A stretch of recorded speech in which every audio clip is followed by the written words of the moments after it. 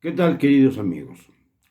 La lucha contra la corrupción en nuestro país termina simple y sencillamente en arengas y en simulaciones. Por ejemplo, la noticia del día es que Carlos Romero de Champs ha dejado de ser trabajador de Pemex. Se va de Pemex después de unas larguísimas vacaciones, porque estaba confinado a no estar trabajando en la empresa, pero sí a disfrutar de sus vacaciones, y exige además una indemnización por su salida de la empresa. Uno de los líderes más corruptos de la historia de nuestro país, líder petrolero que superó por mucho lo que había dejado como rastro aquel Joaquín Hernández Galicia Laquina. Romero de Champs no tuvo límites, tiene propiedades inmensas, aviones privados en donde viaja su hija, propiedades para sus hijos de primer mundo, yates, todos los lujos que pueden darse los multimillonarios mexicanos, aunque Romero de Champs esté tan bien cuidado que ni siquiera aparezca en las listas de los más grandes ricos de nuestro país, pero lo está dentro de esa lista, sin duda alguna. Es un corrupto de pies a cabeza y se va en medio o bajo la impunidad como si no hubiera pasado absolutamente nada. Curiosamente, cuando aprendieron al abogado Juan Collado, este comía con Romero de Champs en un restaurante de Las Lomas y resultó que entraron los elementos de la Procuraduría entonces a buscar a este sujeto, a Juan Collado, y Romero de Champs se metió debajo de la mesa. Lo sacaron de ahí y lo sacaron del restaurante. Todo el mundo empezó a llamarme por teléfono, los que estaban en ese lugar, que habían sido testigos de la aprehensión de Juan Collado, pero que creían que al que habían ido a buscar era Romero de Champs, porque se decía que con la nueva administración federal, Romero de Champs no tenía posibilidades de evitar o de evadir la cárcel. Pues no fue así, porque a Romero lo dejaron a una cuadra, 2 cuadras del restaurante donde comía con Juan Collado, que era su abogado, y a Juan Collado se lo llevaron a prisión en donde permanece. Esto es sintomático de cómo actúa la justicia en estas épocas de cuarta transformación.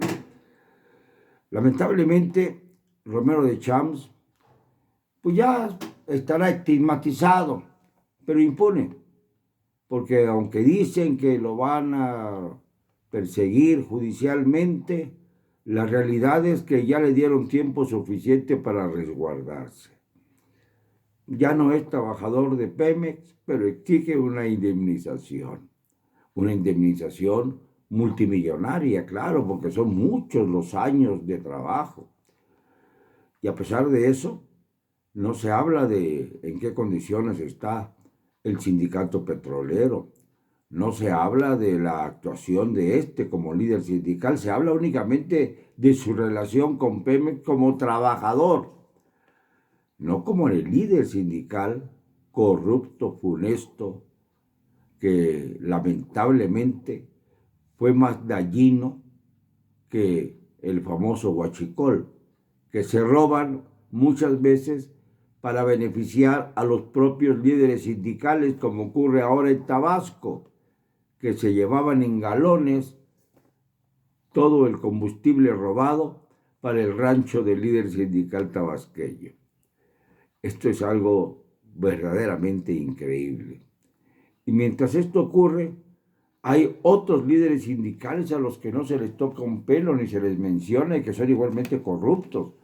Ya se olvidaron ustedes del famoso ya anciano Víctor Flores Morales, el pelafustán que llegaba a la Cámara de Diputados con su pistola al cinto exhibiéndola con su guarura atrás y una dama de la vida galante junto a él, entraba así a la Cámara de Diputados y nunca lo tocaron, al contrario, se dio el lujo de casi asfixiar a un reportero familiar mío por el hecho de haberse brincado el corralito en donde tenían denigrantemente aislados a los periodistas para cubrir la manera en que se agarraban de las trenzas dos diputadas.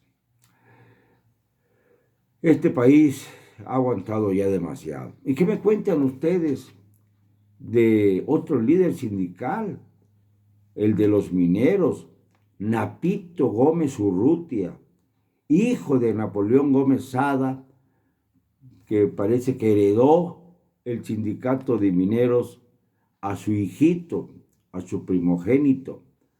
Y este fue obviamente acosado por el choque que se dio entre la empresa Grupo México, que encabeza Germán Larrea Mota Velasco, y que fue responsable de las condiciones infrahumanas en las que laboraban los mineros de Pasta de Conchos en Coahuila, en donde una explosión de gas grisú acabó con la vida de 62 mineros, a los que aún demagógicamente buscan para justificar que están muy preocupados porque los familiares tengan a quienes velar a muchísimos años de la tragedia.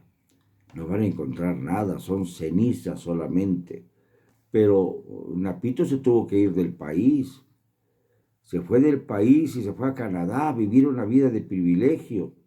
Y de pronto reaparece en México nada menos que como senador de la República.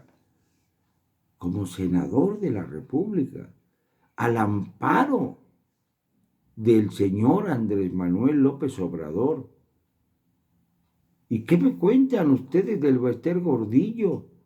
El gran obsequio de Peña Nieto para cubrirse las espaldas a López Obrador, entregada precisamente a la libertad y a los brazos de Andrés, el día en que Andrés Manuel recibió su constancia en agosto de 2018 como presidente electo de este país. Ese fue el obsequio, el Bester Gordillo.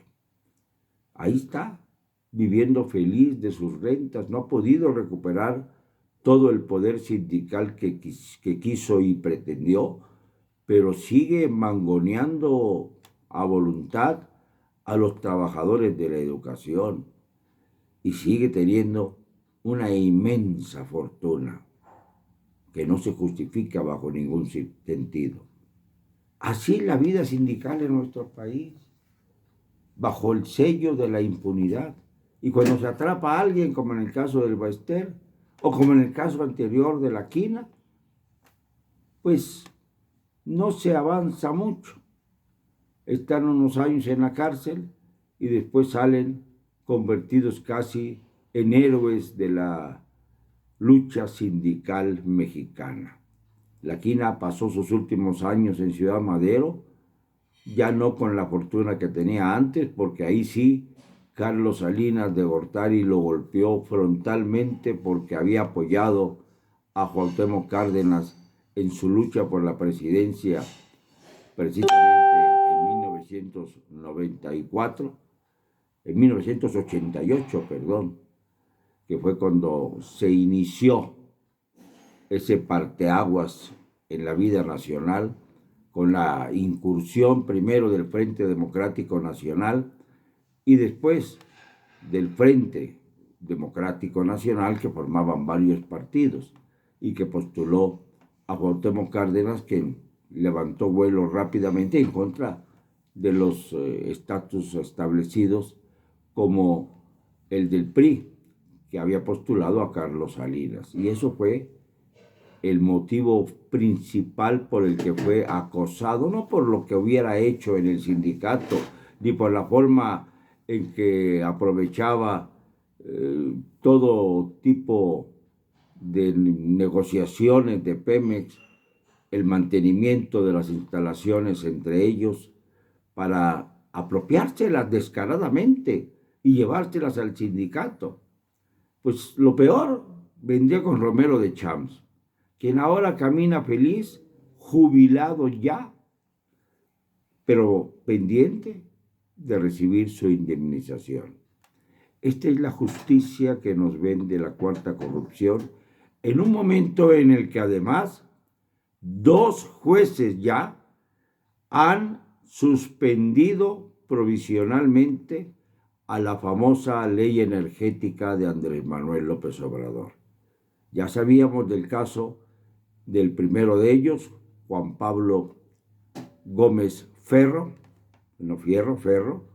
y ahora aparece Rodrigo de la Pesa López Figueroa, quien también suspende la ley energética, mientras hay 25 ya solicitudes de amparo para suspender definitivamente a esta ley. Sabíamos que iba a venir esta catarata de ley, de amparos en contra de la ley.